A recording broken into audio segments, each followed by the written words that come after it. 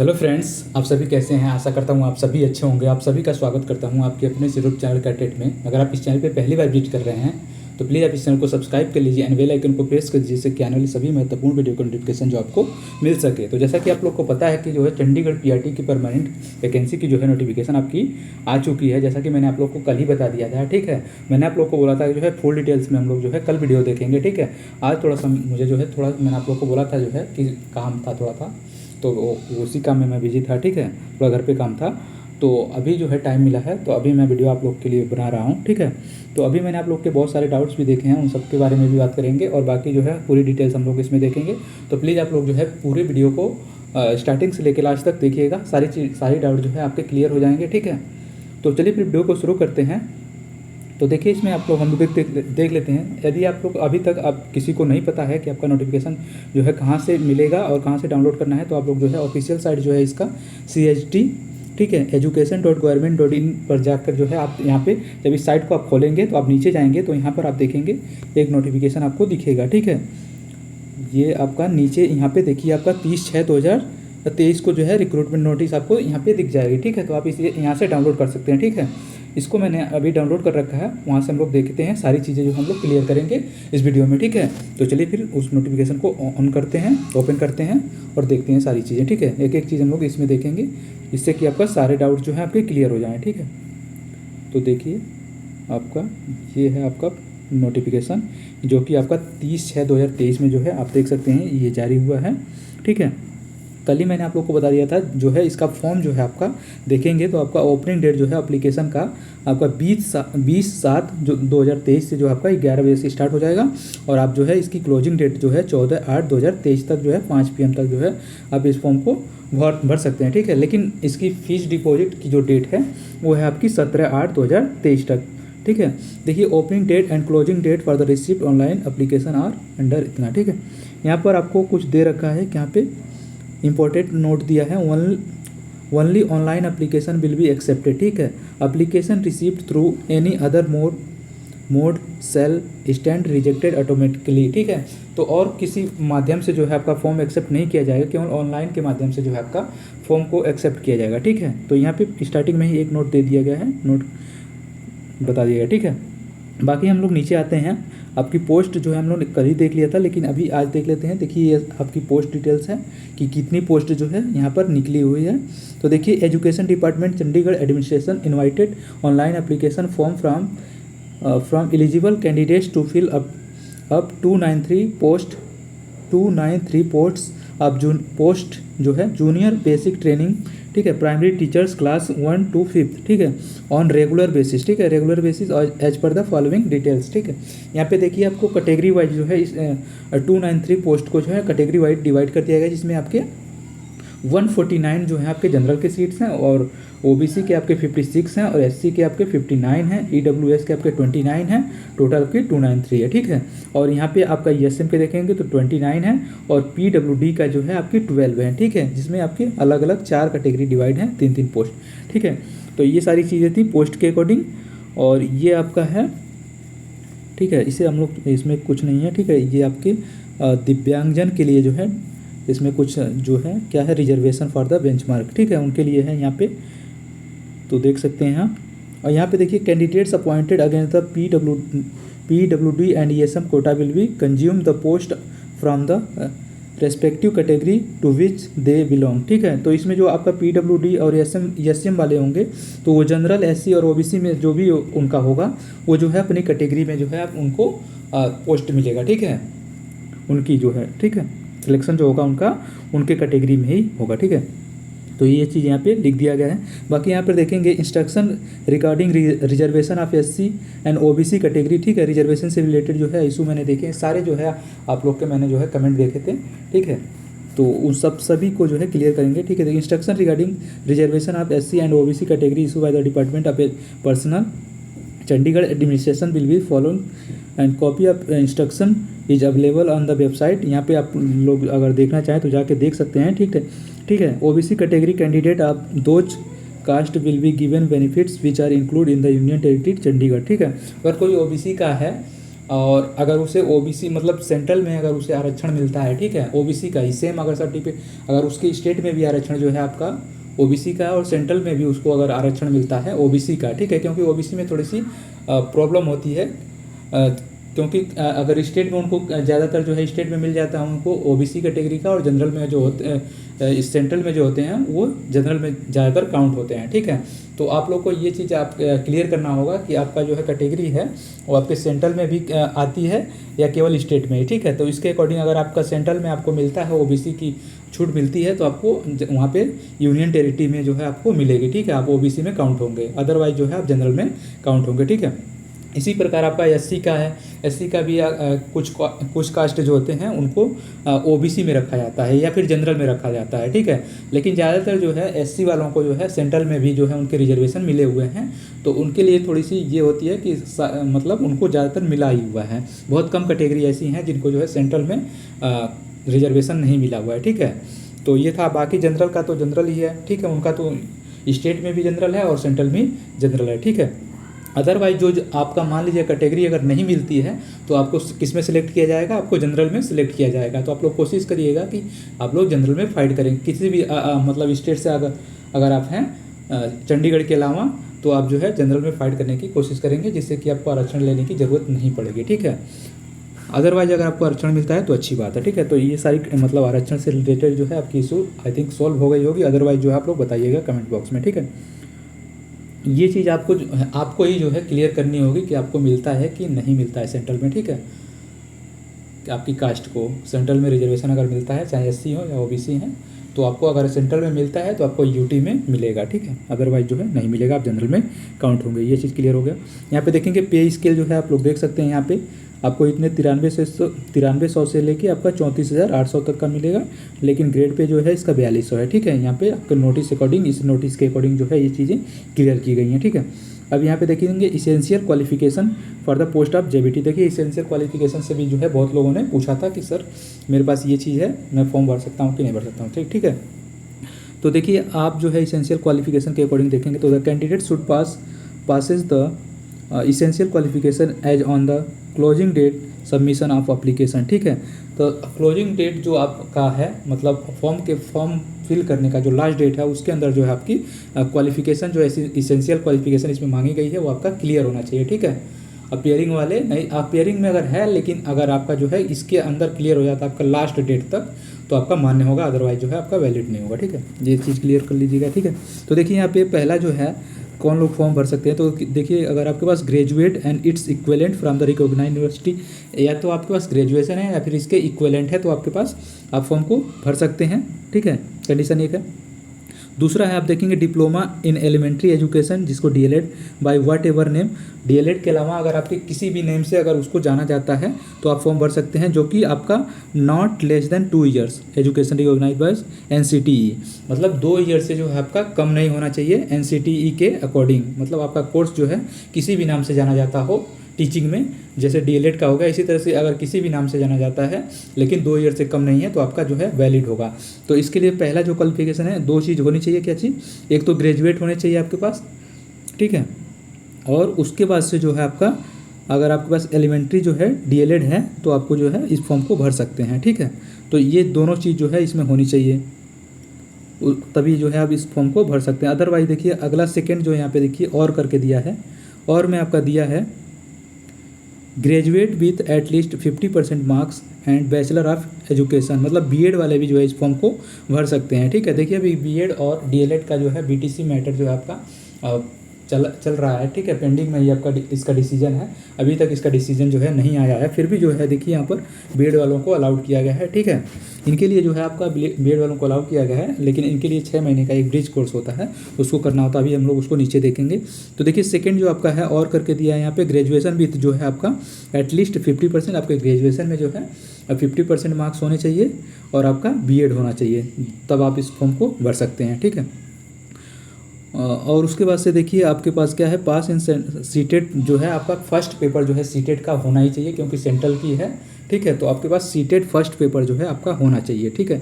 तो ये सारी चीज़ें जो हैं आपके पास होनी चाहिए। देखिए पहले वाले में ये दोनों चीज़ होनी चाहिए, ठीक है। पहले क्वालिफिकेशन के लिए जो है फर्स्ट और सेकेंड होना चाहिए और सीटेड थर्ड, मतलब ठीक है। और ये और करके दिया है तो ये वाला और ये वाला होना ही चाहिए, ठीक है। देखिए graduate and it's equivalent and recognised university, मतलब बीए या फिर इसकी ग्रेजुएट जो भी आता है, और उसके बाद से डिप्लोमा आपका होना ही चाहिए, ठीक है। तो ये चीज़ आपका क्वालिफिकेशन आई थिंक क्लियर ही हो गया होगा। सीटेट आपका फर्स्ट पेपर पास होना चाहिए, ठीक है। अपीयरिंग वाले जो है डाल सकते हैं, लेकिन आपका जो है इसके सबमिशन क्लोजिंग डेट के एप्लीकेशन फॉर्म के जो है लास्ट डेट तक ही जो है आप इस फॉर्म को, मतलब आपका सर्टिफिकेट क्लियर रिजल्ट आ जाना चाहिए, ठीक है, पास होने चाहिए आप, अदरवाइज जो है आप नहीं डाल सकते हैं। एक चीज़ और देखिए, उन दोनों क्वालिफिकेशन के अलावा जो है आपके लिए एक क्वालिफिकेशन और ज़रूरी है, उसमें है आपका क्या बोलते हैं, उसमें आपका ट्रिपल सी होता है जो आपकी आईसीटी, ठीक है। देखिए यहाँ certificate of the ICT skill course, ठीक है, कोर्स ऑन कंप्यूटर कॉन्सेप्ट, ठीक, दैट इज जो है आपका course on computer concept triple C, जो कि 80 hours from government recognised institution or reputed institution which is an ISO 9001 certified, or फिर department of electronics and accreditation, ठीक है, sorry, of computer course, फिर DOEACC of government of India और from NIELIT and it's authorised institution at the time of their appointment, ठीक है। तो देखिए आपके पास ट्रिपल सी जो है आपका एक होता है, ठीक है, सर्टिफिकेट होता है कंप्यूटर का, क्या होता है, कोर्स ऑन कंप्यूटर कॉन्सेप्ट, ठीक है। तो 80 आवर से मतलब आपका कम का नहीं होना चाहिए, ठीक है। लेकिन ट्रिपल सी जो एक ऐसा है कि आपका ये 300 का जो है डिफाइंड है कि आपका ये ट्रिपल सी जो होता है 3 महीने का कोर्स होता है, ठीक है। तो अगर आप 1 घंटे का भी लेंगे तो आपका अगर 3 महीने का होगा तो तब भी 90 घंटे से ज़्यादा के ये बन जाएगा, ठीक है, सर्टिफिकेट। तो इसलिए जो है ट्रिपल सी इसके लिए वैलिड है, आप ट्रिपल सी कर सकते हैं। अदरवाइज जो है अगर आपके पास इन सभी में से देखिए आपके पास इसके अकॉर्डिंग जो है आपके पास ISO सर्टिफाइड अगर सर्टिफिकेट है, चाहे जितने भी साल का हो, 80 आवर से अधिक का है तब भी जो है आपका मान्य होगा। अदरवाइज जो है नीलेट या डुएक के द्वारा जो है आपका मान्यता प्राप्त किसी इंस्टीट्यूशन से है तब भी जो है आपका मान्य होगा, अगर ट्रिपल सी नहीं है तो, ठीक है। लेकिन इसके द्वारा जो है आपके मान्यता प्राप्त के द्वारा जो है आपके पास सर्टिफिकेट होना चाहिए, 80 घंटे से कम नहीं होना चाहिए, उससे ज़्यादा चाहे जितना भी हो चल जाएगा, ठीक है। यहाँ पे देखेंगे this condition must be satisfied before the issuing of appointment letter, ठीक है। तो ये सारी चीज़ें जो है आपके ज्वाइनिंग के टाइम ही, मतलब जब आपकी ज्वाइनिंग लेटर जो है आपको दिया जाएगा उसके पहले जो है या उस टाइम तक जो है आपका ये चीज़ें क्लियर होनी चाहिए, ठीक है, ट्रिपल सी जो है। बाकी चीज़ें जो है आपका फॉर्म भरते समय जो है सर्टिफिकेट वगैरह ये चीज़ें क्लियर होनी चाहिए। देखिए एक चीज़ यहाँ पे सीटेट वालों के लिए, सॉरी बीएड वालों के लिए जो है क्या है कि 6 मंथ का एक ब्रिज कोर्स होता है, ठीक है। ये कब करना होता है, within 2 years such appointment as a primary teacher, जब आपकी अपॉइंटमेंट हो जाती है एज अ प्राइमरी टीचर, ठीक है, जब आप चले जाते हैं ज्वाइनिंग लेकर, ठीक है, तो तब जो है आपके 6 मंथ जो है आपके 2 ईयर्स के अंदर जो है आपको 6 मंथ का जो है ब्रिज कोर्स करना होता है, ठीक है। तो ये चीज़ था। बाकी आप देखेंगे यहाँ पे सिलेक्शन की जो क्राइटेरिया है वो चीज़ आप देख लीजिए, ठीक है। यहाँ पे सिलेक्शन क्राइटेरिया देखिए, merit list for selection will be the prepared on the basis of total mark obtained in the objective type test, ठीक है। 1 objective type test of 150 marks will be conducted. Qualifying marks for the test will be 40% for all candidates. No interview will be conducted, ठीक है। तो केवल आपका जो है एक रिटन टेस्ट होगा जिसमें मतलब 150 क्वेश्चंस होंगे, ठीक है। उसमें से जो है आपके 40% जो है कंपलसरी सभी को लाना है, अदरवाइज जो है आप शॉर्ट लिस्टिंग में जो है आपका नाम नहीं आएगा, ठीक है। वैसे ही आप बाहर हो जाएंगे, ठीक है। मतलब 40% मिनिमम मार्क्स सभी कैटेगरी के लिए, किसी को जो है इसमें छूट नहीं दी गई है, ओके। और इसमें जो है क्या है, इंटरव्यू जो है आपका नहीं होगा, कोई भी इंटरव्यू नहीं है, ठीक है। केवल एक आपका रिटन टेस्ट है। उसके अलावा देखिए written test conditioning of the multiple choice questions will be the conducted as a, मतलब आपके जो है मल्टीपल चॉइस क्वेश्चन होंगे, ऑब्जेक्टिव टाइप क्वेश्चन जो होंगे, ठीक है, जो पेपर होगा आपका ऑब्जेक्ट टाइप जो है पेपर होंगे। अब यहाँ पे देखते हैं हम लोग जो सिलेबस है आपका, एक बार देख लीजिए सिलेबस देखिए आप लोग का। अभी सिलेबस जो है यही चीज़ सिलेबस आई है, अभी आपकी डिटेल सिलेबस जो है कोई चीज़ देखने को नहीं मिली है, ठीक है। तो यहाँ पे देखेंगे आपकी 11 सब्जेक्ट हैं, general awareness, reasoning ability, arithmetic and numerical ability, teaching aptitude, information and communication technology, test of English and language comprehension, test of Punjabi language and comprehension, test of Hindi language and comprehension, mathematics, general science and social science, ठीक है। तो ये चीज़ है आपका syllabus. देखिए अभी मतलब syllabus जो है आपका पूरी तरीके से डिफाइन नहीं किया गया है, केवल आपका चैप्टर वाइज जो है आपको बता दिया गया है, सॉरी आपके सब्जेक्ट वाइज जो है आपका सिलेबस दे दिया गया है। यहाँ पे देखिए एक चीज़ किसी ने पूछा था कि जो है क्या सर पंजाबी मतलब मैंने 10वीं या 12वीं में पढ़ा नहीं है तो क्या भर सकते हैं कि नहीं। तो देखिए पंजाबी ऐसा कोई कंपलसरी नहीं है कि आपने नहीं पढ़ा है तो आप इस फॉर्म को नहीं भर सकते, कोई भी भर सकता है इस फॉर्म को, ठीक है। लेकिन आपको पंजाबी देखिए इसमें आएगा। और एक चीज़ और भी किसी ने पूछा था कि क्या पंजाबी करना कंपलसरी है कि नहीं है। तो देखिए पंजाबी करना जो है इसमें पेपर में आएगा, आपको कंपलसरी नहीं है। आप अगर आप कट ऑफ के लिए आप एक 150 का मार्क्स का अगर पेपर आ रहा है तो आप 140 में से फाइट करके आप जो है मैक्सिमम मार्क्स लाते हैं, तब भी जो है आपका सिलेक्शन होगा, ठीक है। अगर 10 क्वेश्चन छोड़ भी देते हैं तो उससे कोई फ़र्क नहीं पड़ता है, ठीक है।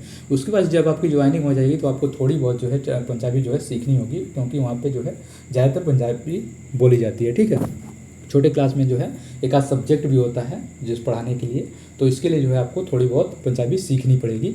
लेकिन अभी जो है आपके पेपर के लिए कोई कंपलसरी ऐसा नहीं है कि आपको करना ही अटेम्प्ट करना है, इसमें पास करना है सब्जेक्ट में, इस सब्जेक्ट में आपको पास करना है, ऐसा नहीं है। आपकी मेरिट जो है सारे से बनेगी, ठीक है। टोटल में से आप 10 क्वेश्चन छोड़ भी सकते हैं, कोई फ़र्क नहीं पड़ेगा, ठीक है। आप पढ़े हो या ना पढ़े हो, आपका सब्जेक्ट रहा हो या ना रहा हो, ठीक है, कोई मैटर नहीं करता, ठीक है। तो ये सारी चीज़ें क्लियर हो गई होंगी। अब अगला हम लोग देखते हैं, यहाँ पर आप देख सकते हैं। देखिए आपका जो क्वेश्चन आएंगे पेपर में वो आपका 10th स्टैंडर्ड का होगा, ठीक है। डिफ़िकल्टी लेवल जो होगी 10वीं की होगी, ठीक है। ये चीज़ तो मिनिमम जो क्वालिफाइंग मार्क्स है वो 40% है, देख लिए हम लोग। देखिए यहाँ पे नेगेटिव मार्किंग भी है, ठीक है। नेगेटिव मार्किंग यहाँ पे दे रखा है। Negative marking will be applicable deduction of the 0.25 marks, ठीक है। तो मतलब 1/4 जो है आपकी नेगेटिव मार्किंग है। जैसे आप अगर 4 क्वेश्चन आप गलत करते हैं और एक क्वेश्चन जैसे आप सही करते हैं तो 5 क्वेश्चन के आप मार्क्स जो हैं 0 हो जाएंगे, ठीक है। ये होता है 1/4 मार्किंग, ठीक है। 4 क्वेश्चन गलत करेंगे और आप एक क्वेश्चन सही करेंगे तो 5 क्वेश्चन आपके कट जाएंगे, 0 हो जाएंगे एकदम, ठीक है, कुछ नहीं मिलेगा आपको। तो ये चीज़ था। और देखिए आपका जो एग्जामिनेशन होगा वो आपका हिंदी इंग्लिश के अलावा, ठीक है, हिंदी इंग्लिश में तो आपका पेपर रहेगा ही, लेकिन आप जब फॉर्म भरेंगे तो उसमें आपको प्रेफरेंस दिया जाएगा। अगर आप पंजाबी लेना चाहते हैं तो आपको इंग्लिश के साथ जो है आपको पंजाबी दिया जाएगा, ठीक है। पेपर में आपके पंजाबी मिलेगा देखने को इंग्लिश के साथ, ठीक। तो ये भी चीज़ है। अब आप जिसको भी जो पंजाबी आती है तो पंजाबी आप जो है फिल कर सकते हैं हिंदी के जगह पे। अदरवाइज जो है आप हिंदी जो फिल करेगा उसको हिंदी मिलेगा, इंग्लिश जो है सबके साथ रहेगा, ठीक है। या पंजाबी हो या फिर हिंदी हो, ठीक है। इंग्लिश तो दोनों के लिए है। तो ये भी चीज़ आप फॉर्म भरते समय आप अपने लैंग्वेज को जो है चूज़ कर सकते हैं। तो ये चीज़ था। आप देख सकते हैं सिलेक्शन प्रोसीजर तो हम लोगों ने ऊपर ही देख ही लिया था कि एक पेपर ही है, आपको 40% मार्क्स मिनिमम है और 0.25 मार्क्स जो है आपकी इसकी नेगेटिव मार्किंग है। एक पेपर होगा, नो इंटरव्यू होगा, है ना। तो मिनिमम मार्क्स से कोई मतलब नहीं है, क्योंकि ये बस क्राइटेरिया है, लेकिन मैक्सिमम आपको मार्क्स आपको लेने ही होंगे, क्योंकि 40% मार्क्स पे ज़रूरी नहीं है कि आपका सिलेक्शन हो जाए, ठीक है। तो ये चीज़ था। बाकी हम लोगों ने जो है आपका यहाँ पे अपना क्वालिफ़िकेशन वगैरह सारी चीज़ें देख ली थी ऊपर ही, ओके। नीचे हम लोग आते हैं और चीज़ें जो है, अब देखिए यहाँ पे एज लिमिट से भी जो है प्रश्न। एक चीज़ और यहाँ पे देखेंगे तो जब आपकी शॉर्ट लिस्टिंग, जब आपका रिजल्ट आएगा तो आपको जब ऑफर लेटर्स के लिए जब आपको डॉक्यूमेंट वेरिफिकेशन के लिए आपको जब बुलाया जाएगा तो देखिए 1.5 गुना जो है कैंडिडेट को सिलेक्ट किया जाएगा, ठीक है। 1.5 गुना कैंडिडेट्स को उस टाइम आपका सिलेक्ट किया जाएगा, ठीक है, आपके डॉक्यूमेंट वेरिफिकेशन के लिए। उसके बाद से जो है इतने लोगों को बुलाया जाएगा, सारी चीज़ें आपके डॉक्यूमेंट सारे चेक होंगे, ठीक है। 1.5 गुना 1.5 गुना लोगों को बुलाया जाएगा, शॉर्ट लिस्टिंग किया जाएगा। जितनी कैटेगरी वाइज इसमें जो है शॉर्ट लिस्टिंग होती है, जिसकी कैटेगरी में जैसे मान लीजिए कि किसी कैटेगरी में अगर 60 सीट है तो उसमें आप लोग को 90 लोगों को जो है बुलाया जाएगा, ठीक है। तो इस तरीके से 1.5 गुना लोगों को बुलाया जाता है कैटेगरी वाइज। अगला देखते हैं एज लिमिट। देखिए एज लिमिट यहाँ पे देखिए साफ साफ लिखा हुआ है, candidates age should be strictly between जो है 21 से 37 वर्ष जो है आपका होना चाहिए 1/1/2023 तक।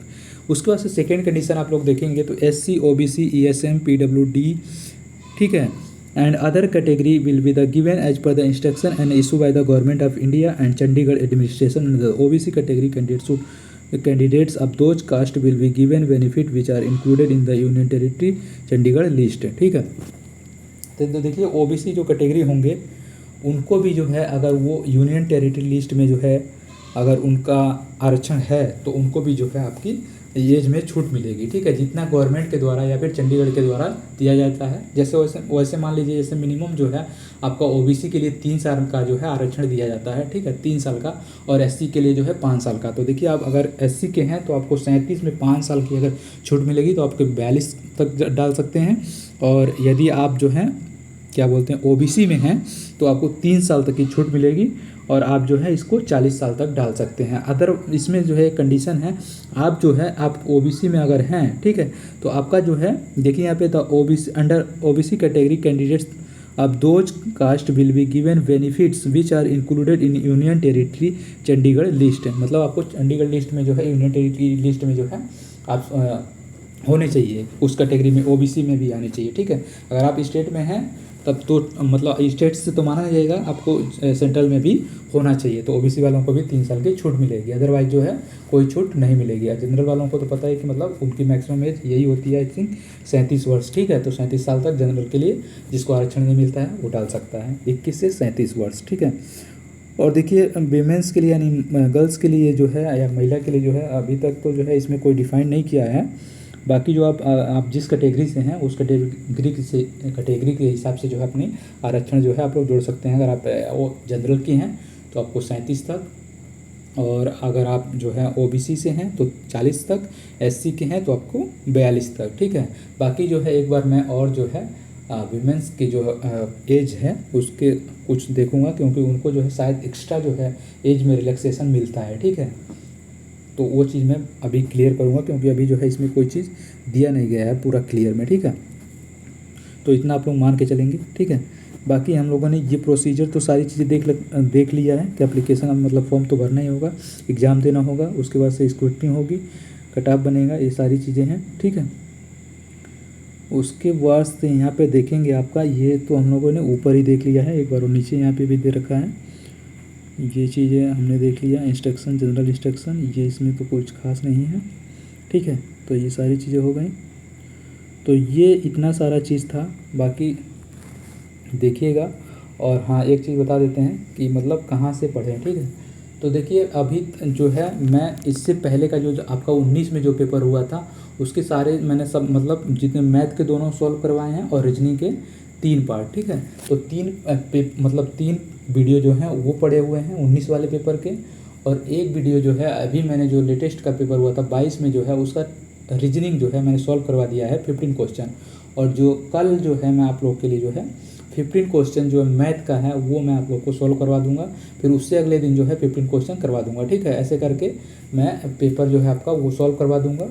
और बाकी जो है जो सब्जेक्ट हैं जैसे कि सोशल साइंस हो गया, साइंस हो गया, हिंदी हो गया, ठीक है, मैथ हो गया, आपका रीजनिंग हो गया, ये सारे मैं आपको करवाऊंगा, और करंट अफेयर्स भी मैं आप लोग को इस यहाँ पर ही करवाऊंगा। अदरवाइज जो है अगर आपके पास कोई बुक है, ठीक है, बुक है रीजनिंग की बुक है, आप क्वेश्चन जैसे मैंने अभी डाल रखा है उसको और सॉल्व करेंगे उसको आप लोग, और उसको ऐसे देख लेंगे कि किस पैटर्न से जो आपके प्रश्न बन रहे हैं उसके अकॉर्डिंग जो है आप लोग पढ़िएगा। अगर आपके पास रीजनिंग की बुक है, मैथ की बुक है तो आप लोग मैथ की पढ़िएगा, क्योंकि अभी तक जो है मान लीजिए कि 293 पोस्ट ही है, ठीक है। तो कोई भी जो है इतना ऑनलाइन कोर्स बेचेगा नहीं, ठीक है, क्योंकि ऑनलाइन कोर्स में जो है उनको भी तो पता नहीं जो है एप्लीकेशन चार्ज पता नहीं क्या क्या लोग बताते हैं वो चीज़ें लगती हैं, तो मुझे लगता है कि कोई ऑनलाइन कोर्स बेचता नहीं होगा, ठीक है। तो ऑफलाइन में आई थिंक अगर आप जहाँ के भी हैं तो आप ऑफलाइन में पता कर सकते हैं कि सर क्या इसके लिए आप जो है कोचिंग करवाते हैं या करवा देंगे, तो वहाँ पर आप देख सकते हैं। बाकी अदरवाइज़ जो है आप ऑनलाइन में तो मुझे कुछ पता नहीं है। और बुक की जो है बुक भी आप देख सकते हैं मार्केट में, कोई एक कंबाइंड बुक तो ऐसे पता नहीं है मुझे, लेकिन सब्जेक्ट वाइज जो है आप लोग देख सकते हैं, मतलब एक एक सब्जेक्ट के अकॉर्डिंग आप लोग पढ़ते रहिएगा। और बाकी अदरवाइज जो है मैं आप लोग को वीडियो यहाँ पे प्रोवाइड करवाता रहूँगा, ठीक है। तो ये सारी चीज़ें थी।